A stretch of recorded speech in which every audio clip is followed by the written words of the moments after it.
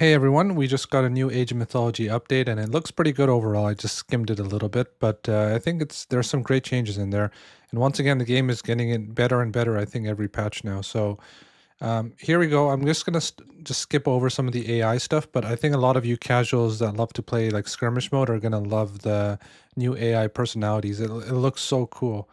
I wish like when I was younger, when I was playing versus the AI, I had stuff like this, but it's absolutely amazing. So go and check that out yourself. You guys got the Conqueror, the Overwhelmer, Supporter, Passive, Economist, Mythical, and Humanoid. So it's really cool. I would love playing versus like the Conqueror or something like that. But this could be even cool, like in a team game or something. Like you just have a supporter where you're the one doing all of the fighting and stuff, and then you have a supporting ally that would just like, give you resources and help you and stuff like that. So check that out. I think it could be really really cool. But most of the people watching are usually more focused on the balance side of things, especially on my channel. So we're gonna skip right over to the balance stuff. There's a lot of other changes that happen too for PlayStation, for Xbox, and for like other stuff like that too. But I'm always interested in seeing what they change for graphics. I'm a big graphics enthusiast. Oh, this is cool. Ballista tower bolts. Ballista tower upgrade now upgrades the projectiles to visually look like ballista bolts. That's actually pretty sick. Axeman thrown by Axis. This was an annoying one actually. When the axis hit when the throwing axeman threw an axe and just hit the ground, it just kept spinning. It's kind of annoying to look at that. And the other stuff doesn't look too insane, but yeah, we'll just skip that. Skip the UI. We're gonna skip pretty much everything until the balance section because, you know, I like to blabber a lot, so I need more time. I think some of the stuff here can actually impact balance, so we're just gonna look at it for the gameplay section. Units can no longer become permanently invisible when walking through Shenog's blessed farms. That's cool. Improvements, okay. Yeah, this stuff is okay. All right, here we go. A lot of this is going to be similar to the pup, but they added some more changes to it. So balance-wise, berry gather rates reduced from 0.8 to 0.7. So they reduced the amount, the speed rather, at which you gather berries, which is, I think it was necessary because you need to create this little, you need to create risk and reward scenarios, right? So if berries are at 0.8, almost at the same speed as like herdables, hunt, and chicken, then, you know, it makes very little sense to move out of your base, right? So now berries are significantly slower, I think, than hunt, right? So there's incentive to actually move out of your base and go and try to control territory on the map. So this is one good change, and they didn't. I think food overall is the same amount of food in your base, but if you're willing to take some more risks, then you can actually move out and you can prosper a little bit more. So food contained inside animals increased by 25%. So this is also so they removed. I think you're gonna see. I'm gonna scroll a little bit to the bottom. It doesn't say it here, but they removed, I think, a berry and a chicken from each map. So they reduced those sources of food, but they increased the amount of hunt you get inside of your deer or your rhinos or your hippos or whatever it might be. So the amount of food you get in your base is still roughly the same, but now you get more in your hunt. So you can probably actually even have like faster advances and more action early on because now you'll have a little bit more hunt to play with. This is going to be like an indirect buff for some civilizations, like I think. Well, Odin will get definitely buffed by this, but some civilizations are going to get indirectly buffed by this.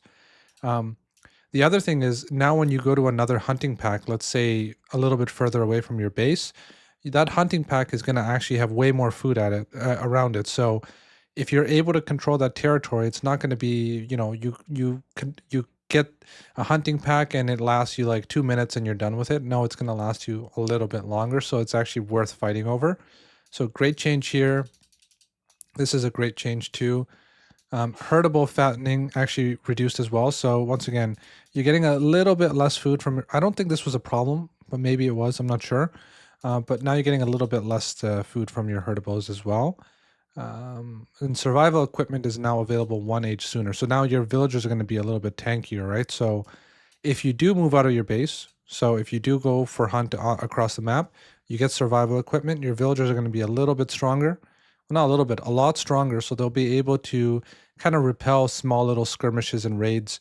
So this is actually a really cool thing to talk about because a lot of players have said that, these changes are going to make imbalanced situations where one god is very aggressive and very strong and the other one is very defensive and very late game oriented. It's going to skew it because now the aggressive god is going to be able to hunt, whereas the weaker god is not going to be able to hunt because he's not going to have enough army to contest the stronger civilization. But what you can do is you get survival equipment, and when your opponent comes in to try to do some damage to you, you can use your army and your villagers at the same time and kind of fend him off a little bit. You might take a little bit of damage, sure, but it's still going to be like significantly easier to defend when you have survival equipment and your opponent is pressing your base. Okay, so all of these are great changes, I think. Masons, I think this is a great change too. A lot of people were getting confused with the hack armor, the increase of hack and the increase of crush. And now it's just a flat building hit point increase. I think it's a lot more simplistic, a lot easier for people to digest. Same thing with architects. Great change right there. Crush armor across the board increased from 65 to 70. I think this is to reduce all the siege on siege warfare that was going on. A lot of people were camping with Petropolis and catapults, and they're sniping down close range siege like Helopolis and siege rams. So this is a little bit a push in the right direction. Persine fish gather rate reduced from 75 to 50. Salt amphora reduced from 75 to 50. Cost increase. So, and then you also have a fish base gather rate increase from 0.5 to 0.55, and Egyptians also got an increase. So I think one of the issues that was happening was if you win water, you win game, which I think is still going to be the case right now, but it's just going to be a little bit lighter. So like if you and your opponent are fighting over water for ages and stuff, and one player's like, all right, I had enough of this. I don't want to fight over water anymore. Let's go and take a TC and let's transition to land. I think this is just going to make a little bit more strategic viability there. But yeah, overall, I think these are great changes too. I like it. Chaya Deathmatch, we're not going to look at that. Relics. The spawn pigs now spawn at your town center. Now are spawned at any town center and no longer follow the rally point. I wonder how you can set the town center. That'll be interesting. Pig respawn. So the relic got a little bit weaker, but the relic is nicer now because it doesn't. The pigs are gonna appear at your town center rather than just following your army around. God powers. Some god powers have their concurrent active amounts. I think this is not going to be that interesting as well for multiplayer 1v1. I think team games, this is going to be interesting. So now you can only put Earth Wall down 4 times. You can only put Forest Protection down 3 times. I don't really think this is going to change anything. And I think they wrote it here as well. This is applied just so like late game performance isn't impacted, I think. All right, here's all the juicy stuff, like the actual bounce changes, right? Poseidon got a little bit of a movement speed reduction from 0.4 to 0.3. Honestly, I think this is irrelevant. It's such a small little change, but I mean, it's still a nudge in the right direction. I don't think it was too bad. I think it was kind of okay. I don't think this is what's making Poseidon so OP, but a lot of players that I think lower elo are struggling versus this, so I think this is kind of necessary. But then again, Poseidon is extremely strong right now too, so he can easily stomach this change and it won't really make much of an impact for him at all. Aphrodite, so Divine Blood, cost went down in terms of favor. Spirited Charge, cost went down in terms of favor. And Bronze armor reduced from 40 to 35. I wonder how much of a difference this is going to make. I still think it's going to be insanely strong, but this will be interesting. 35 is probably, once again, still step in the right direction, but I don't know if this is enough, right? But we'll see. We'll see very soon, right? The Scylla, the Pierce armor went down from 70 to 65. I think this was already, the Scylla was kind of fine at this point, right? I think Scylla with bronze was OP, but I think overall the Scylla was kind of fine. So I'm not sure about that change, but I mean, it's 5%. It's okay, I guess. Hippias Pierce armor increased from 40 to 45. So this is across the board. So all the civilizations, the raiding cavalry, the Hippias, I think the Contari, I have to check that one, but Their pierce armor is increasing because everyone was saying that it's really hard to actually fight off archer blobs. Archer blobs are actually like killing cavalry before they get even get in range. All right, so moving on. Egyptians, monument area empowerment no longer affects other monuments. This is a pretty massive nerf, right? I think it's understandable. I think this is insane. Like this is huge, right? But I think it's understandable because Ra was just making like a ton of myth units, a ton of sphinxes and stuff like that, and just bulldozing like a ton of myth units into your opponent. And on top of that, like he could cast like rain over and over and over and over again. So like it kind of got a little bit annoying to play with how much favor Ra got. I also think this is too much of a nerf. Priest and monument area empowerment reduced from 70 to 60.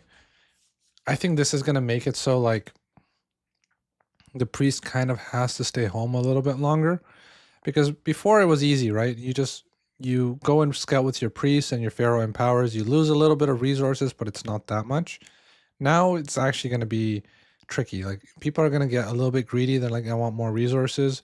The pharaoh's not going to give them enough, and they're not going to scout as much as they should. Maybe that's what I'm thinking, right? Whereas right now, players are like, okay, I'm gonna take a little bit of a hit on the economy, and I'm gonna go and get some vision across the map. I hope that doesn't happen, but I feel like this might end up happening. Set. Okay, this is nothing, just adjusted the food because the hunt changed. Adjusted priest animal conversion duration. Okay, that's also not a big deal.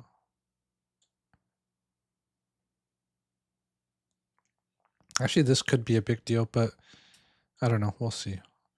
I found that oh, I don't know actually how this works. Target animal food.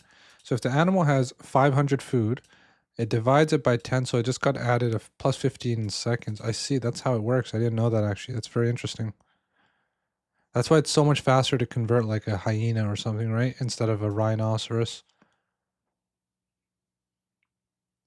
Okay, anyways, clairvoyance, technology adjusted as follows, research time reduced, cost reduced from 200 to 15. Oh, this is a big buff. This is a good one. I think this is going to change a lot of, maybe not a lot, but this is a very good change, I think. It's going to make set really fun to play. Let's put it that way. You're going to have like almost clairvoyance, if those of you are not familiar with it, is you can cast a god power without needing favor, right? So you get this technology and you can just keep casting visions across the map. So it's a really cool technology. I think it's one of the best ones in the game. And it just got cheaper, so that's cool. Clips went down from 66 to 55, so good little nerf for Egyptian early game. Egyptian early game was really strong, so I can understand that a little bit. And 66 seconds for a god power just feels like an eternity. So 55 is much better. Okay, this cabinet change I don't really think is going to make much of a difference in our day-to-day games. Spirit of the Mat, these are some cool changes. I remember reading them on PUP, right? So the Spirit of the Mat technology, research time reduced from 40 to 30. That's not much, but like this is also increased. So this technology now gives priests and pharaohs 10% extra hit points, which is sick, right? So now I'm wondering, is this going to work on Son of Osiris? Or Son of Osiris is going to get 10% extra hit points? Because that would be cool to see. Might be a little bit OP though. I don't know. Lifestyle on Scarabs, 60 to 75. Okay, this got buffed. I thought it was actually pretty good as well. A lot of people didn't get it, but it was a pretty good technology, which was myth units get extra, well, they get lifesteal. So when the Sphinx is doing damage to all the units around it, it was just healing it up, healing itself up as well. Same thing with the Avenger. You're just healing a ton of HP once you do your little spin, right? So got even buffed even further. So for all of you people that go Sekhmet and into Horus, this is a very good technology to pick up. Citadel got favor cost increase from 125 to 150. That's pretty hefty change right there. Bast Sphinx got increased from 120 to 18. I think this is a little bit too much now. The reason why is like we already read that Ra got its favor rate nerfed because other monuments don't empower other monuments, right? And then I don't think Isis was really known as a powerhouse for favor generation either. So these are the two civs that can actually make Sphinx. But issue is now, like, Sphinx by themselves are not that great. I think you need to get the 2 upgrades after that. So now you have to get like a ton of you have to get 2 extra upgrades. You're already getting less favor, and they got a lot more expensive now. So is it the right? Actually, it's probably like instead of getting like 5 Sphinx, you can probably like get 4, I guess, right? Or I guess it's still fine, but Sphinx were already kind of nerfed to a point where I don't see them much unless you're raw. Isis wasn't like massing Sphinx as much. I think Raw was the one massing Sphinx. So this kind of nerfed Isis when I don't think it really needed to. But we'll see. Minion damage increase from 8 to 9. So this is sick. I think Ancestors was actually pretty shit. Excuse my language, just came out. But I think Ancestors, when you use it against army, it just felt like they just died way too fast. So maybe I don't even know if it was the damage per se, but maybe like the hit points. Maybe they just needed to be a little bit more tankier. But this is a good change. I think Ancestors was a little bit lacking on army, but it was really good on economy. So it could be even better on using on your opponent's economy. But if you compare like Ancestors and Eclipse to like Fey Beast and like even Locust for say, like I think those ones are just as effective as Ancestors and Eclipse. And Ancestors and Eclipse is 2 god powers, right? So yeah, I think that was a good change. This is the change a lot of people were asking for, and I didn't realize how necessary this was until I saw a lot of people start like spamming like centaurs and stuff, and it was just like impossible to get in range. So priests got buffed, so they went from +5 range upon hitting classical to +7. So this is a big buff. And then the range reduction. So in mythic and heroic, they got a range reduction. So they got a buff in classical and a reduction in heroic and mythic. So they kind of balanced it out a little bit. I think this is a good, very good change for Egyptian early game. If you guys saw my last video, we were talking about the spearmen. So damage multiplier versus cav reduced, cost increased from 50 to 25. We talked about this. I think this is on the right path, actually, to be honest with you guys. And train time increased from 11.5 to 12.5. I think this is, a lot of people are going to disagree with me, but I think this is a good change. People were saying this is not enough of a nerf to spearmen, but I mean, you saw my test, right? They lose 1v1 to almost every unit, and even per cost they're losing now, right? So I don't see why people are saying they're so broken. They were broken in the last patch, but now with this, I think it should be fine. I think it should be fine. Now Set is still gonna. This is still a buff for Set. Set's gonna like be insane with the new Spearman change. But Set is an early game god, right? His bonuses are all early game based, so he's gonna benefit from Spearman buff in the last patch. But Isis and Ra, I think, should be fine with this. I don't think it's too hefty of a change. I don't think people should be too concerned with this. A lot of people are going to say it's not enough and stuff, right? But you'll see in like a month from now, people are not going to say it's broken, I think. And Axeman got nerfed as well. I think it was too good versus Norse, 4x to 4. So now it's going to be a lot easier for Norse. And I think this Pierce Armor buff is needed too, because they die so fast to like Cairo Ballista and Toxite and Arceus and whatever. So good little buff here, which was necessary, and a good little nerf here, which I think was also necessary as well. This is the changes that I was pushing for. I think these are great changes for Egyptians. I felt like Egyptians, a lot of people will say that I have an inherent bias towards Egyptians, right? But Egyptians were a civilization I played the least. And the reason I played them the least was not because they were the weakest civilization. I think they played them the least because it was the most boring civilization to play. And the reason why they were boring is because so much of it was you need to make Rax units, and you can't really make your fun units, the Migdol units, because the train times were so long. These are the fun units for Egyptians. For the people playing, I think the Chariot Archer, the Camel Rider, and the War Elephant are way more fun to use than Spearman, Axeman, Slinger, right? So I want to be able to make more of these. I want to be able to have games where I have Camel Riders, Chariot Archers raiding on the map. They're putting pressure everywhere. I think that's a lot more fun than just making a ton of Spearman, Axeman, Slinger, right? While the latter, like the latter is fine. Like Rax units were good, right? There's no complaining about it. But were they fun? I would say no. I think the Egyptian playstyle was just kind of, and mind you, I'm saying this at a high level, at like a top 10, top 5 level, right? The Egyptian gameplay was you go 2 TC, sorry, you go 1 TC max aggression with lots and lots of Rax units with some myth units, and you just try to kill your opponent or cripple him, then you can take your town centers and it's kind of fine, right? Or the alternative is you go for a 2 town center into a fast mythic Valley of the Kings play. That was the other alternative as well. I think this is gonna be, it might need a little bit of adjustments, right? We're going to see very soon, because with Valley of the Kings, this is going to be a buff to Mythic Age Egyptians, which I don't want it to be because I think it's going to be way too strong. But this is at least going to allow some for more heroic playability. And I think Egyptian early game kind of got nerfed here and it got nerfed here. So now that it's opening the door for more heroic age playability, I think it's still good, right? You can also see the Pierce armor went up for the Camel Rider and the War Elephant, which is the same as the other civilizations, so those are good too. I think this is going to bring maybe a new era of Egyptian gameplay. It could be a lot of fun, right? So it could be a lot of fun, yeah. Monument to the Gods, cost reduced from 7, that's fine, yeah. Cost reduction on a monument. Berserks can be really strong too. 25 to 50% extra multiplier versus myth units. That's going to be very, very strong. So now you're going to have like really strong Odin Berserks running across the map. Myth units are not going to be able to really stop them. With, I think this is my prediction. I don't think, like, when you have like 10 Berserks, they're just going to wipe out myth units as well.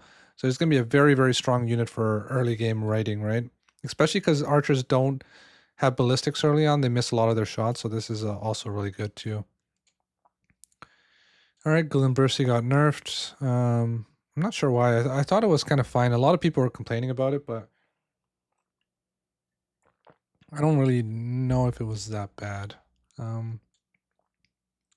What else we got? Cess Runner technology adjusted, cost reduction. So another buff for Norse. Freya got, so I guess it's for Freya. So Odin's getting a whole host of buffs. You got a buff right here.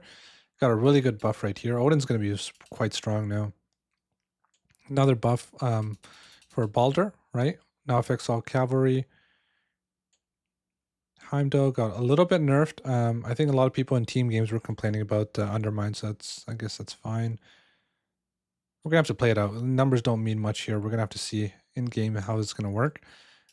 Einhar, the Einhar RE, or whatever, however you say it, speed increase from 3.5 to 3.8. This thing was slow. I think it's good. It's a good change. Nidhogg starts with his ability disabled by default. I think that's a good one. I think he would come out and he would just like do a special and it would just like miss completely. I think it's a little bit of a buff, so that's good. This is a huge buff. Herser's movement speed increase from 4.5 to 4.8. Bonus damage versus myth units increase. Pierce armor increase. Wow, this is going to be a sick unit, right? Now, in the past, I would have said don't buff the Herser, like it's going to be too strong. But with all of the Norse nerfs, all the dwarf changes and all the stuff that Norse had to deal with, I think now you can actually give them buffs where they need it. They do need a little bit of a buff versus myth units, especially in the classical age. They struggle there. Before, it was okay for them to struggle, I feel like, because they had such a robust economy, so they could kind of make up for it. But now they don't have like a crazy strong eco like they used to. They still have a strong eco. This is probably still one of the best ecos in the game, but it's not to the point where they can have these handicaps. Now they actually have to be a complete civ, which I'm all for, by the way.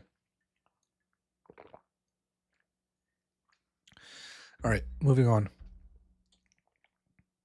Cody, I'll see. Like, I think Norse. Well, I'm not gonna say it just yet. Cody adjusted as follows. Okay, so Cody's even got a buff. So this is. I think Cody's needed it too. So Norse are gonna do very, very well. That's my prediction.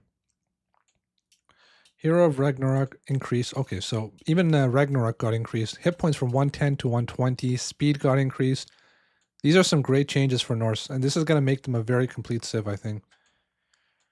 Raiding cavalry bonus. Oh, this is huge too. Multiplier versus archers increase from 1.5 to 1.75, and a pierce armor increase.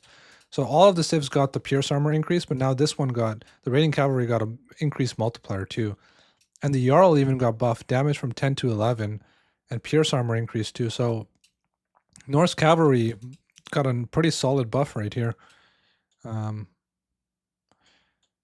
I don't know. People don't make the Jarl as much, but I think it's still a good unit.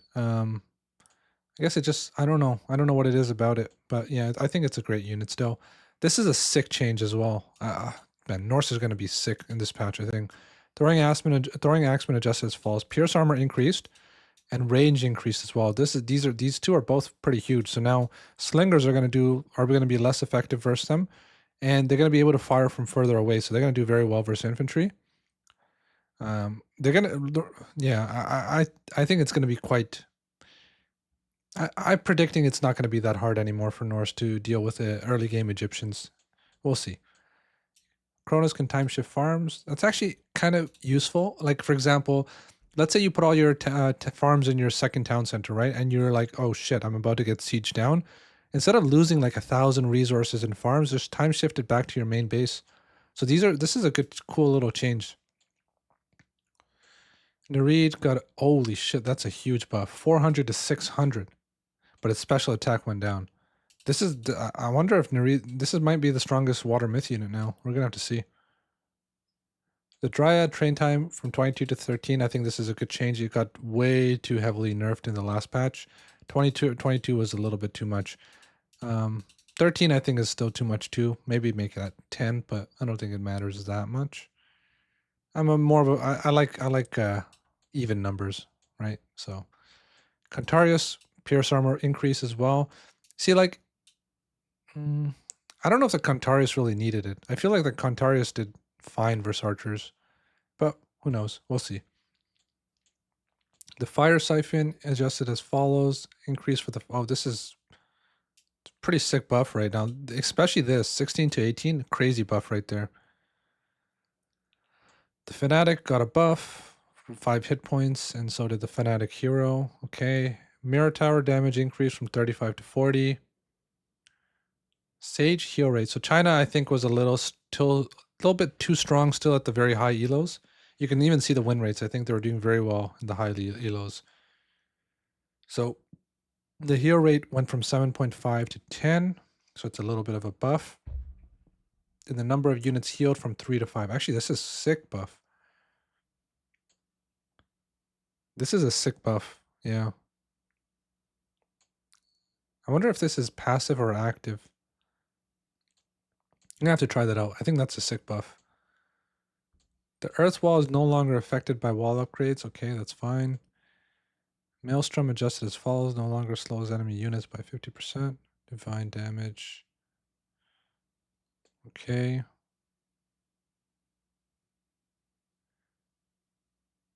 Yeah, this thing was annoying. The demo ships that the Nuba technology gave it. I think it's still insanely strong. It's still so strong. I don't know. It's not 50 divine damage for a 50 HP unit. Oh, sorry, 50 wood unit. And it gives you like, I don't know. I think it's still too strong, but we'll see. The Tao Wu dash ability no longer affects farms, animals, and heroes. Good change. Quan Ki damage reduced from 22 to 18. I think that was needed. This thing was so strong. Ability cooldown reduced from 5 to 10 seconds. Yeah, this is. I remember last time I said like it went from 5 to 3 seconds, right? And I'm like, why is it going down? It should be going up. And now it went up, if I remember correctly. Because you shouldn't be able to just land and then do your damage and run away in 3 seconds, right?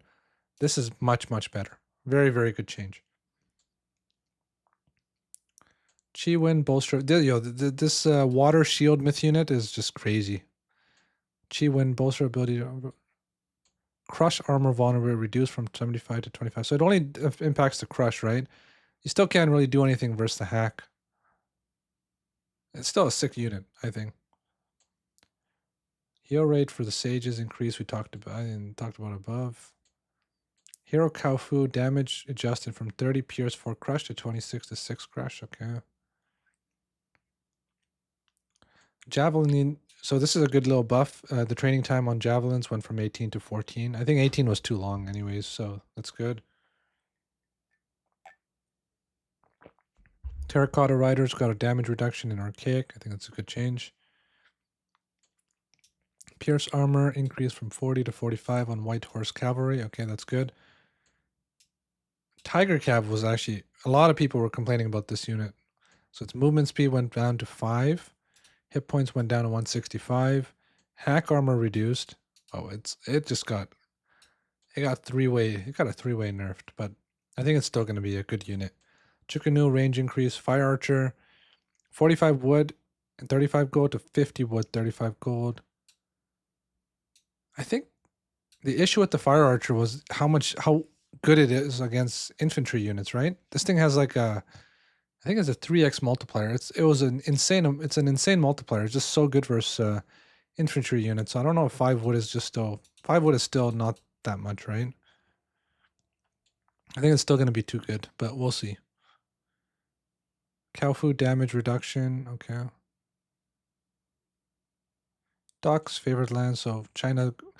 People were saying that the docks would give too much favored land to China, so this got reduced there. All right, these are cool changes as well. The following changes have been made, so added some extra maps to the ranked map pool.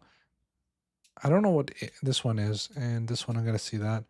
Remove Peach Blossom. Blue Lagoon was a good map. I don't think we should remove that.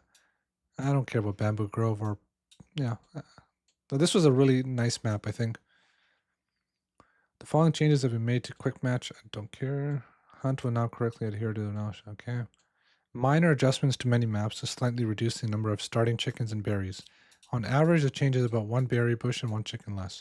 So they're reducing the berries and they're reducing the chickens, but they're giving you more food in the hunt. All right, so that's pretty much it. It's not that much, I guess, but I think these are all great changes. I'm surprised that there's no change for John Wick or Jan. I don't know how you say it, but Jan, I don't know his name. John Wick didn't get nerfed here. What is it? A flying water myth unit in age 4. I don't think it got nerfed either. I don't know. I think late game Fushi is still a little bit too difficult to deal with, but since his Tiger Cab got nerfed, so that could be one thing that helps. But I think it's still going to be very terrible to deal with John Wick, right?